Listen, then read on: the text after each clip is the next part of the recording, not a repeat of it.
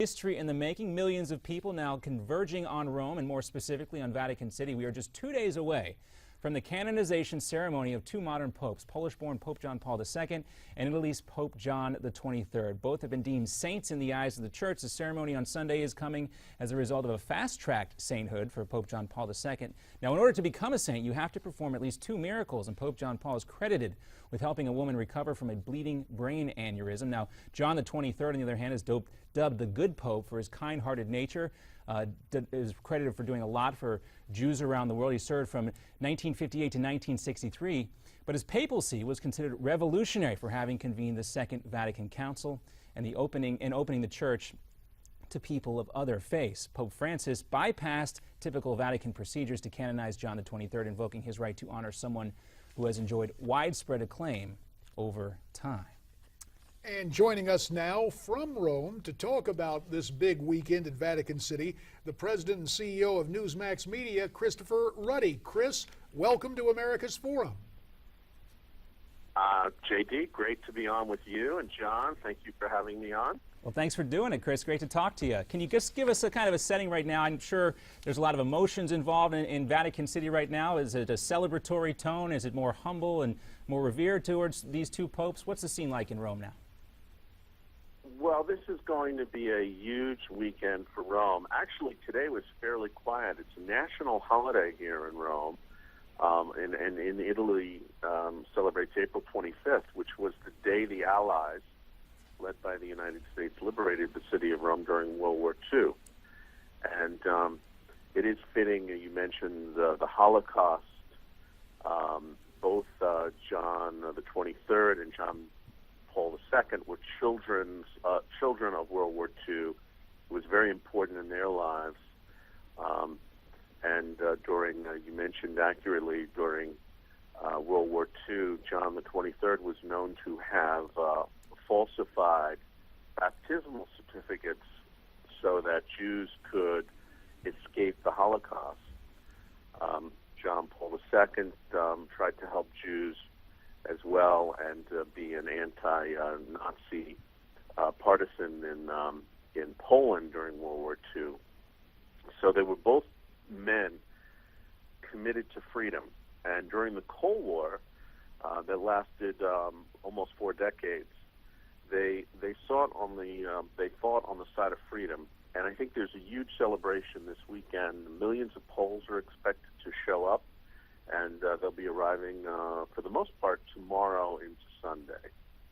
And Chris, perhaps it is the nature of freedom, academic, theological freedom, that this weekend of this celebration still carries with it some controversy. For example, the fact that John Paul II is canonized less than a decade following his death, some people are saying that that's too quick. And then on the other hand, despite the beloved nature of Pope John XXIII, I think it caught some people by surprise that Pope Francis decided that he should be canonized too.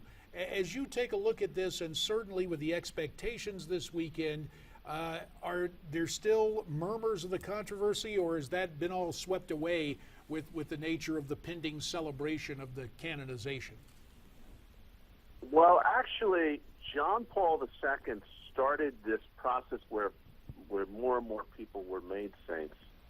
And I'm not a theologian here, so I really can't speak for the Catholic Church, even though I am a Catholic faith and Catholic upbringing. But essentially, anybody can be a saint. And there are many saints that live among us that are never really identified as being saints, but they are saints. And the idea of sainthood is that these people are special role models. And it was John Paul II who had this idea that saints should be as an example for people all over the world, where many of the saints in the early part of the Church are from Europe. He started identifying saints in Latin America, Native Indian Americans, in Asia, in China, and in Africa. And so the number of saints has greatly multiplied. They say that during John Paul II's papacy, he made more saints than had been made in almost the whole history of the Catholic Church before him. And I think this Pope, Francis, has come in and wants to make a mark and identify his papacy and connect his papacy with these two very popular popes, John the 23rd, who really modernized the Catholic Church. He became Pope in the late 1950s, and he started the first ecumenical council. And before then, the Church was pretty traditional in its rituals and its approaches, and he opened up the Church. They started saying English in Mass. And then John Paul II was a popular pope for many, many reasons. I think many Americans respect him because they see him as this great soldier for freedom, that he had aligned himself with Ronald Reagan and Margaret Thatcher to help bring down the Iron Curtain. And they really did embark on a strategy to undermine the Soviet Union. And the Pope was very pivotal in that. So I think the Poles greatly appreciate what he did for Poland, but people all over the world, and especially in the West, where we faced the Soviet Empire just 20 years ago, the Great Bear with nuclear weapons, we were able to reduce that conflict and to stop it. Well, Chris, when we recently interviewed Lech Walesa for Newsmax, he told us that when Pope John Paul became Pope, it really legitimized the nation of Poland. Nobody really thought that they could move ahead with the solidarity movement until Pope John Paul became the Pope, and that gave the nation credibility. But with Pope John Paul, as with Francis to a certain degree, they're very popular, have been very popular with younger people around the world. And I'm wondering, based on what we saw with Francis's visit to Brazil and how popular Pope John Paul was with young people when he was the Pope, is there a large youth contingency in Rome to see this canonization? Well, I haven't done any count myself. You are seeing a lot more people here in Rome, but you'll have a lot of dignitaries. I'm sure there'll be a lot of youth. They're saying that millions of people from Poland are actually coming down in buses, and many of them aren't even staying in hotels. They're going to park in the city around St. Peter's Square on Saturday night. They're going to have festivities, sleep, either in the buses or on the streets. And then they're going to the canonization Mass at 10 in the morning. Sunday, they're going to go through that, and then they're going to depart for Poland and other places. Newsmax, I am hosting a dinner tonight as part of a delegation we're hosting here that President Walesa himself will be joining. Michael Reagan, who is the son of President Reagan, Newt Gingrich will be there. A number of Newsmax's friends like Dick Morris, a number of the friends of the Pope will be at the dinner. And I think there's a feeling here of jubilation and honoring a man that has been, not just for Catholics, but for all people that love freedom, was a soldier who understood that if we were going to defeat the Soviet Union, we needed to defeat it not with weapons, but with a better idea, and use the spiritual and moral authority of the West. And when he took that trip to Poland, when he first became Pope, he was there for 9 days. There's a film that's entitled 9 Days That Changed the World.